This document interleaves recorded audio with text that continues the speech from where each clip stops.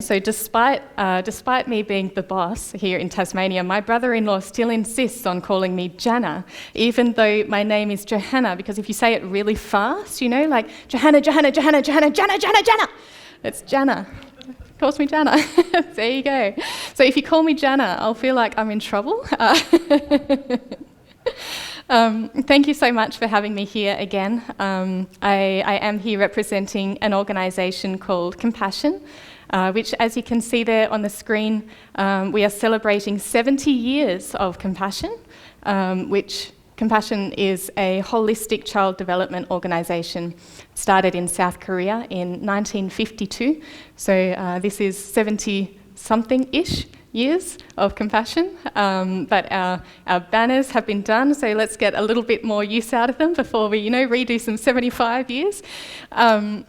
So I actually am recently back from Manila.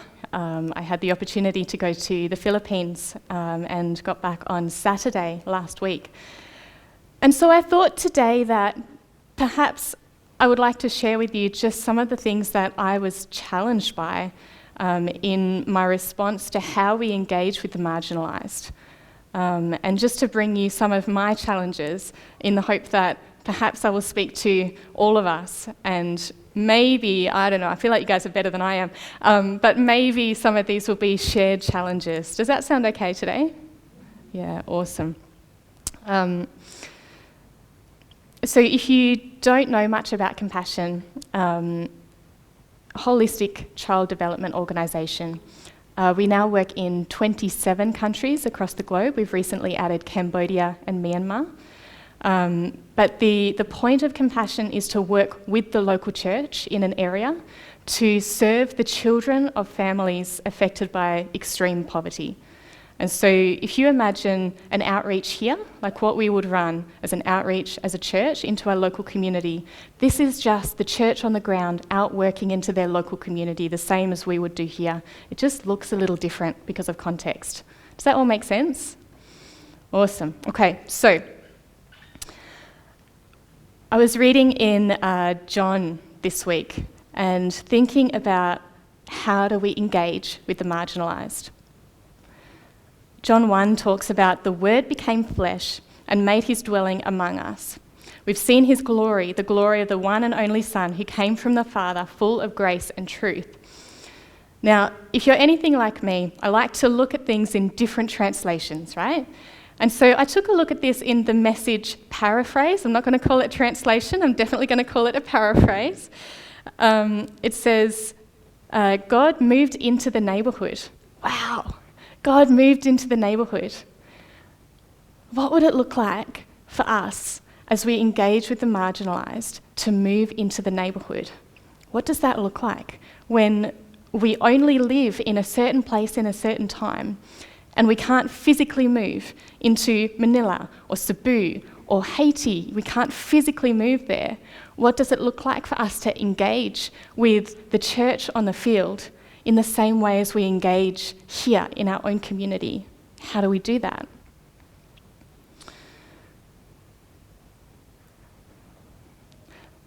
So while I was in the Philippines, our national director of the Philippines, Noel Pabiona, spoke from Mark 7. And I liked it so much that I decided to steal the passage. I've added a few things of my own, but I just want to give credit where credit's due, all right? This was his passage, not my passage, but let's go here. So I just want to take a look at this passage and just pull a few things out as to how we might engage with the marginalised, whether we can see people physically in front of us or whether we can't. All right, I'm just going to see if I can get my clicker here. Am I on? Might help if I switch it on. All right. There we go. Okay. So, Mark 7 is this story where Jesus is engaging with a deaf and mute man. And so this is the story. It says, Jesus left Tyre, went up to Sidon before going back to the Sea of Galilee and the region of the 10 towns. A deaf man with a speech impediment was brought to him, and the people begged Jesus to lay his hands on the man to heal him.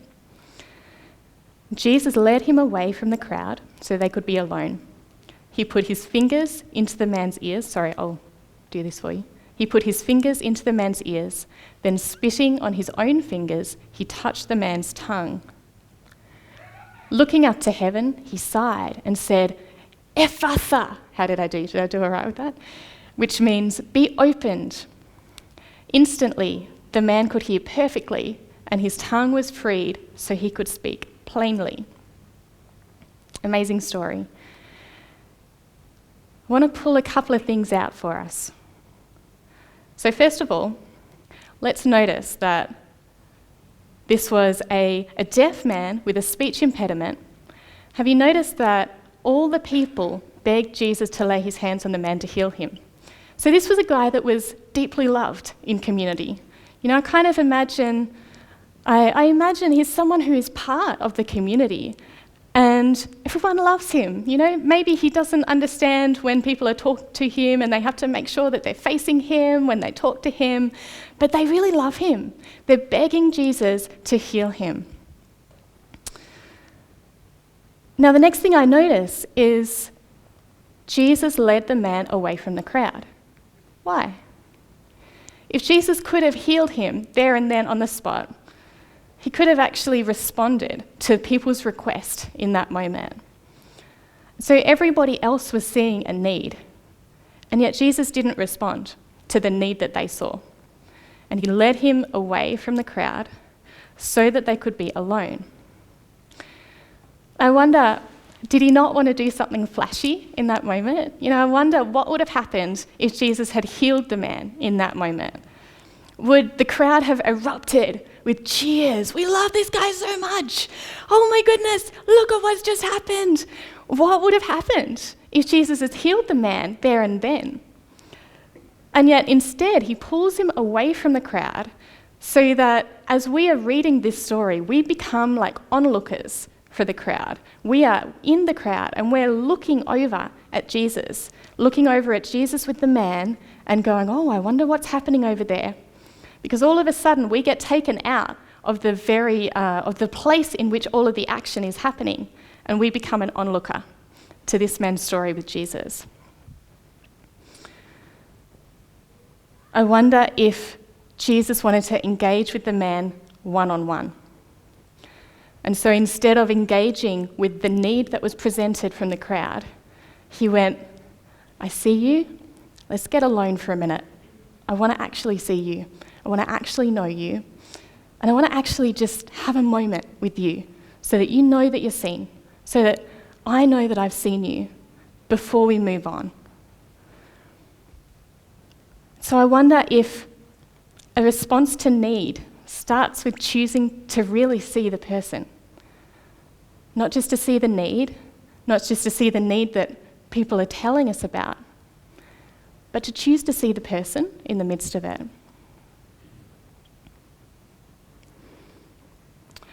We then see, as we're looking on to Jesus with the man, he put his fingers into the man's ears. Wow, so graphic. I wonder how much earwax is in there. It's so graphic. Why would Jesus put his fingers into the man's ears? He spat on his own fingers and touched the man's tongue, and I wonder if the man was going, You know, we're watching this from a distance. I wonder what the crowd was doing. I wonder if there was, a writhing back. Did Jesus just do that? That's so disgusting. And yet he did it. And I wonder if what he was doing was essentially sign language.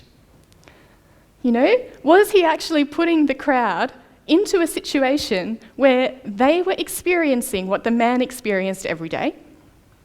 All of a sudden, the crowd can't hear what's going on. They can only see. They have no idea what is actually being spoken to the man. They can only see and observe from afar, and puts everyone on an even platform. But more than that, I think Jesus actually engages with the person in a way that's completely unexpected. I think all of us, if we were part of that crowd, we would expect Jesus to go, okay, yeah, no problem, I'll heal you, be healed, on your way. And yet, for whatever reason, he chooses to stick his fingers in the man's ears and spit on his fingers and put it on the man's tongue, and we're like, what just happened? It makes me think of, while I was in the Philippines, we walked into a slum, which was built on top of, as we were driving there, our guide called it a coastal area. This was not a coastal area. So it was a coastal area in the sense that there were all of these houses built over water. But this water was very dirty, very muddy, but there was not a lot of garbage disposal facilities in the area, and so water becomes garbage disposal. It was a lot of rubbish around. I can imagine that I think probably that there would have been sewerage mixed up in that water as well. And I saw so many kids in this environment, and kids who are just living their life, right, with parents who are just doing their best, and families who are doing the best that they absolutely can with the situation that they have in front of them.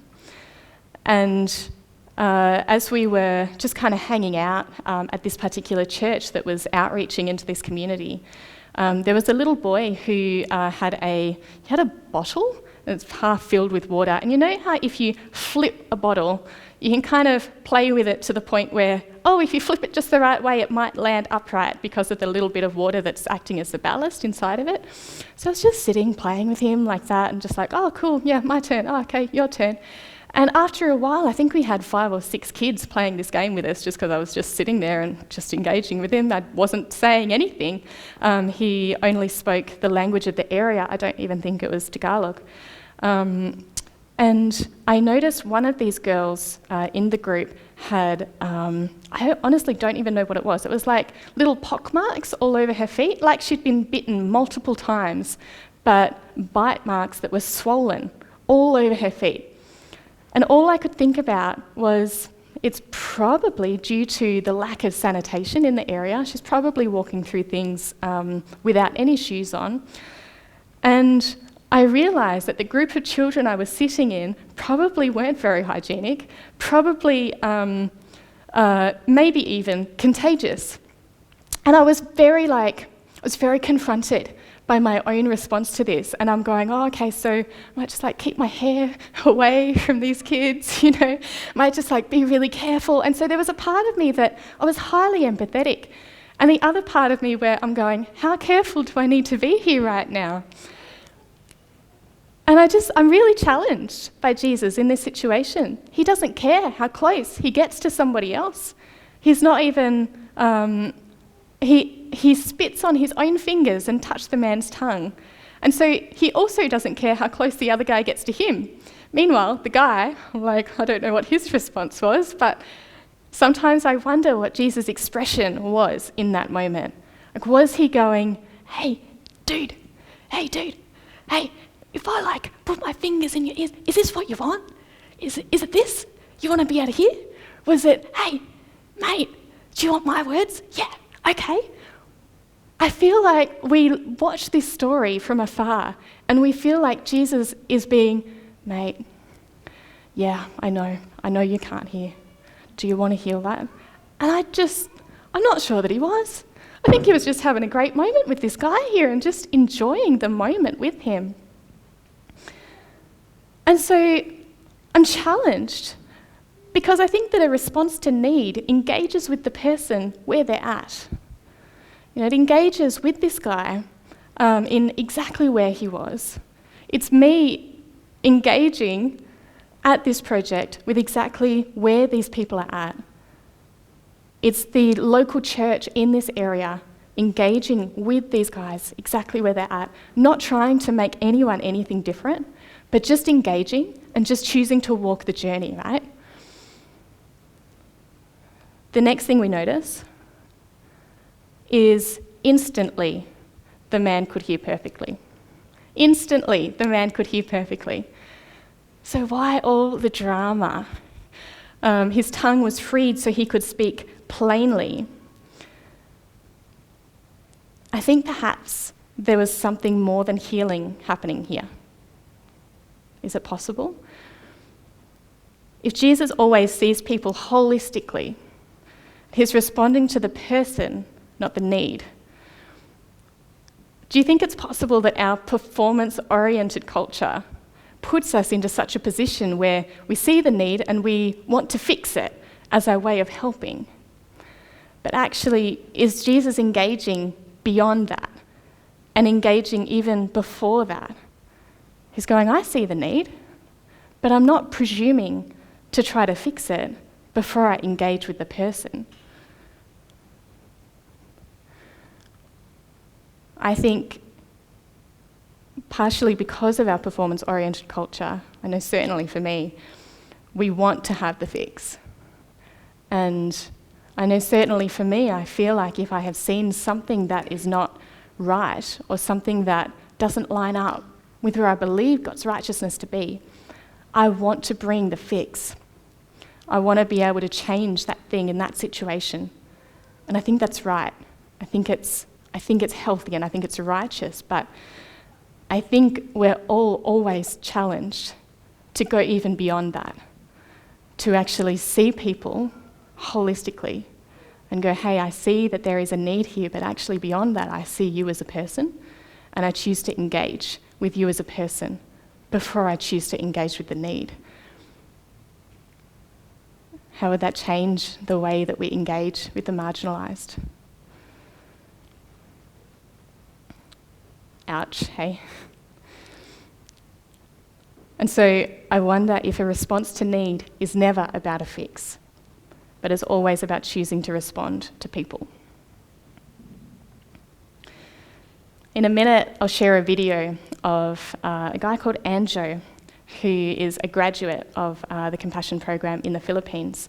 And one of the great joys of having Compassion been operating for 70-ish years now is that we are at a point where we're seeing all kinds of different alumni navigating through amazing situations that they would not have had the opportunity to have.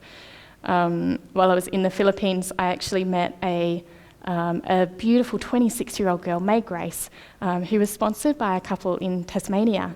And as I walked in, she was so excited to meet me, almost like Tasmanians are all one big family. And I'm like, it's really not like that, but okay, if this is helpful for you.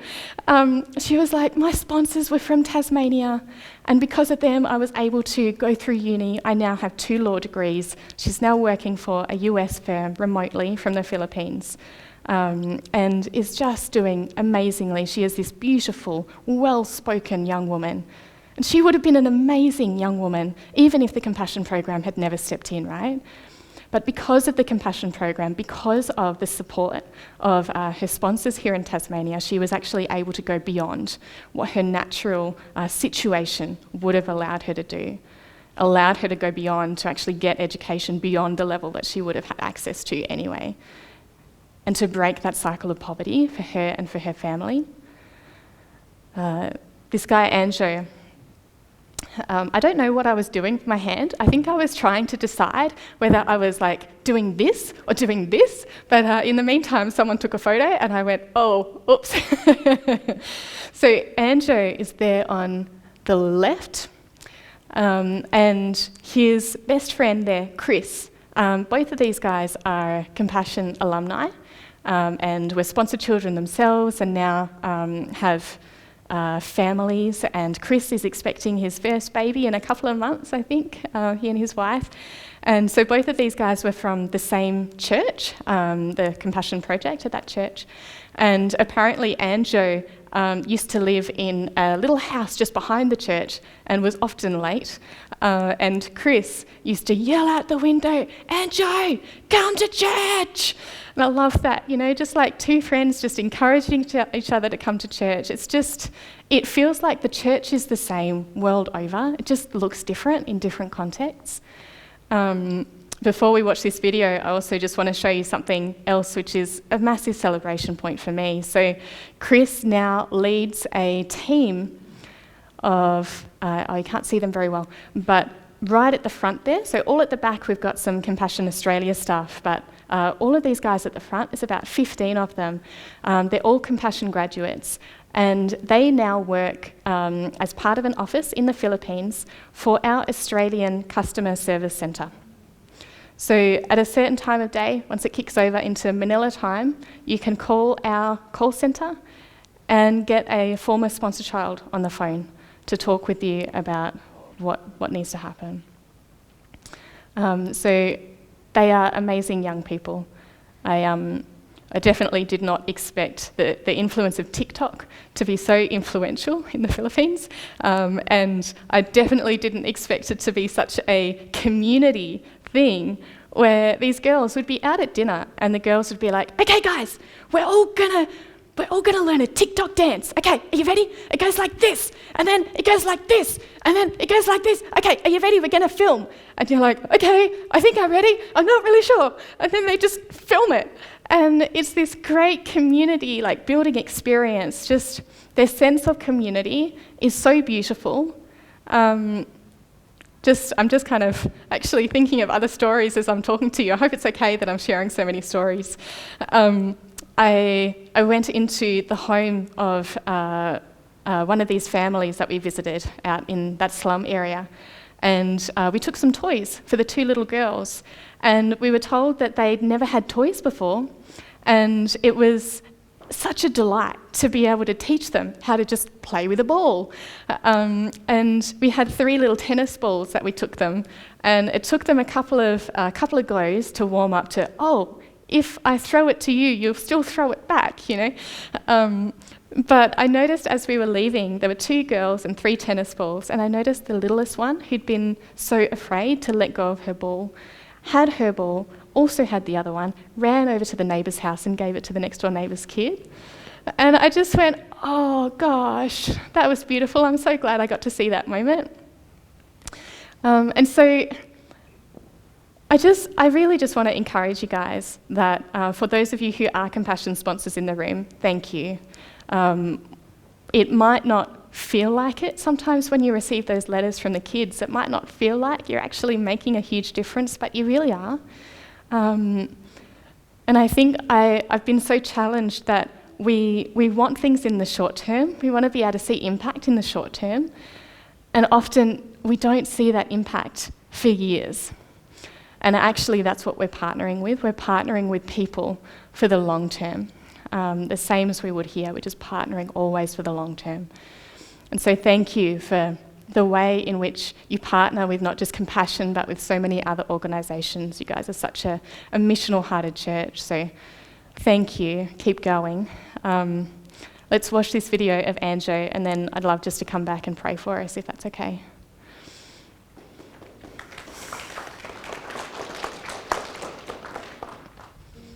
My childhood life was very challenging. When we are studying, we have to share pencils.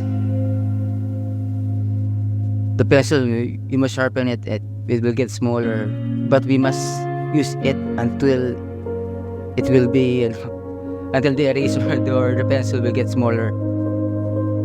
We lose some hopes because we think we are not getting to high school.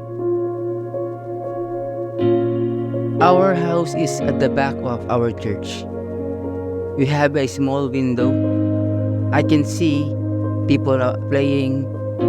I started go to church 4 years old. I remember I was playing outside. My mother called me, Anjo, you'll take some pictures and they will register you. Compassion Ministry has provided us school supplies, more friends, more connection to others. Also, my sponsor give me a gift every birthdays, so we don't have to share some pencils, some socks, some bags. I remember I said, now I can go to high school. Now I can go to college because of this program. I can feel that every time I wrote the letter to my sponsor, I just imagine I was talking to her face to face. Surprisingly, my sponsor gave it a fund to buy a guitar. My childhood life was very challenging. When we are studying, we have to share pencils. It's like an engine to my faith. So I want to give best to God by serving and by playing guitar.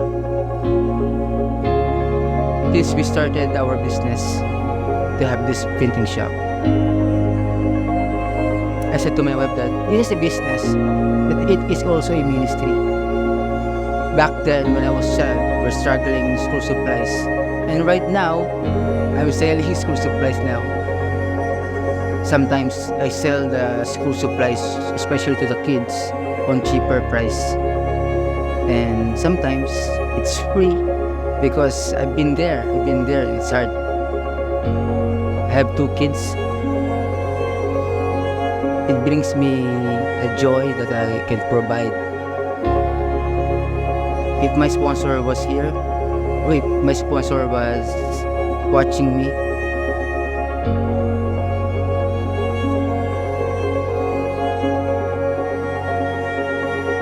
she changed my life. I just want to hug her for changing my life, my situation, releasing me from poverty and releasing me from spiritual poverty.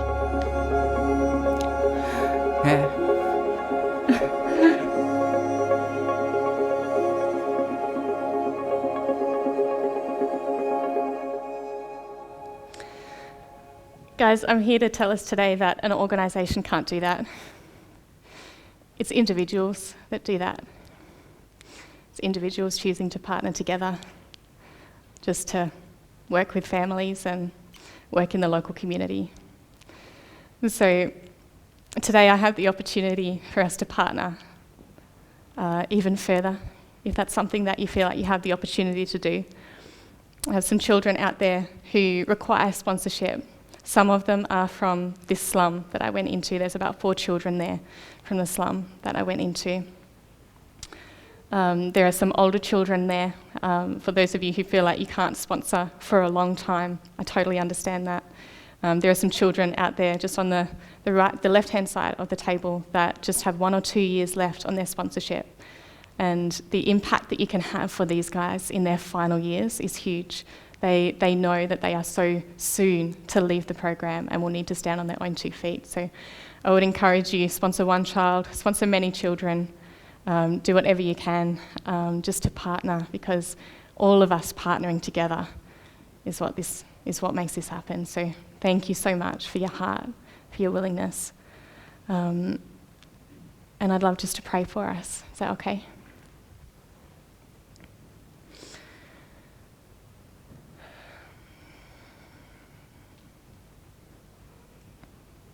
So God, thank you for the opportunity to partner with you. God, we know that we don't always see things the way that you see them. We just want to ask for eyes to see the way that you see. We want to ask for a heart that hears the way that you hear, ears to hear the way that you hear, a heart to hear the things that people are really saying regardless of what they're actually saying. God, we ask for the wisdom and the courage to respond to those things, whether that be here in front of us, whether that be across the globe, whether that be with one of these missions partners, whether that be through a shoebox. God, we just want the heart to respond. And so, God, I ask for each one of us that you would just fill us with hope and encouragement, that you would fill us with courage, that you would fill us with wisdom as we walk with you, as we learn to partner with you in every moment. We just want to acknowledge that you are already ministering to every person we come across, and we just want to partner with you in that ministry. So we thank you for the opportunity to partner with each other to see your kingdom come to earth. We thank you for the way that you love us, for the way that you have loved us, for the way that shows us exactly who we are and exactly who we can be for others. But we just want to acknowledge that it's all you first, and we just want to fall in to the slipstream of who you are. So God, for Anjo, for Chris, for every single person with Team Penilly, we just pray blessing upon blessing on them. God, for every person that is a sponsor here, I pray blessing upon blessing. for each of sponsor children. God, I just ask that you would be with them, that you would just make your presence so closely felt to each of them. And God, I pray for lunch, that soup would taste great. And I thank you for the opportunity just to fellowship with each other as we come out this afternoon. Thank you for the opportunity to be here together and to know who you are. Amen. Thank you so much for having me here, guys. It's an absolute pleasure just to be here with you, and I'm looking forward to chatting more with you over lunch. And I believe Scott has some further announcements. So thank you so much for having me here, and I'll be out in the foyer after.